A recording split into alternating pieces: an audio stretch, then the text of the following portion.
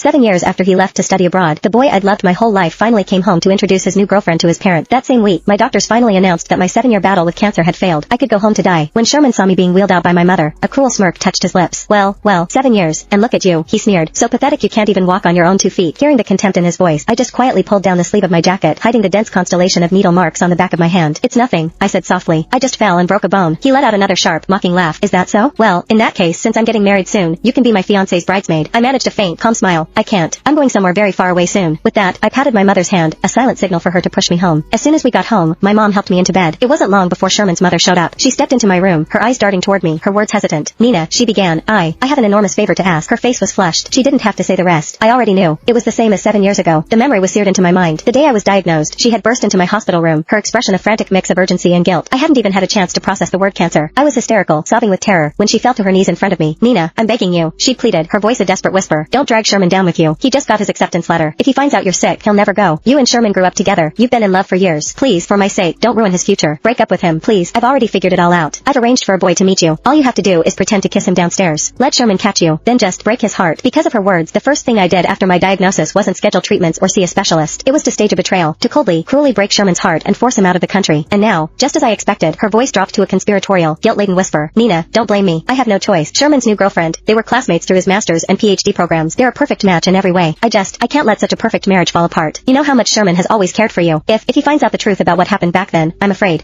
he'll. So, could you please just avoid him for a little while? I mean, you're dying, aren't you? It's not like you should be going out much anyway. The word dying hung in the air. My mother, who had been quietly organizing my medical supplies, slammed a package of adult diapers onto the bed in a flash of fury. Seeing the rage in her eyes, I quickly grabbed her arm, my touch a weak, placating gesture. Only then did I turn back to Sherman's mother, my voice steady. I can promise you I won't tell Sherman the truth about what happened 7 years ago, I said, but I can't promise I won't see him. I couldn't. For 7 brutal years, there wasn't a single moment I didn't think of him. When the chemo became unbearable, I would clutch the old photo of us, his arm slung around my shoulder, and somehow find the strength to endure. I went through dozens of surgeries. More than once, I was rushed to the ICU, and I almost didn't wake up. It was my mother's voice that pulled me back. She would stand by my bedside, screaming until her voice was raw. Nina, don't you remember? You promised you would live. You promised you would go find him and clear up the misunderstanding yourself. You said that when you got better, I would take you to him. If you die, you will never see Sherman again. Her desperate cries, always with his name, were the lifeline that dragged me back from the edge, time and time again. But in the end, I still lost the fight. And Sherman, he had a new life now, a new girlfriend, a new future. Still, in the little time I had left, couldn't I just be near him for a while? That's why, when the doctor told me leaving the hospital was a death sentence, I pushed myself out of bed anyway. I had to. I knew he was home.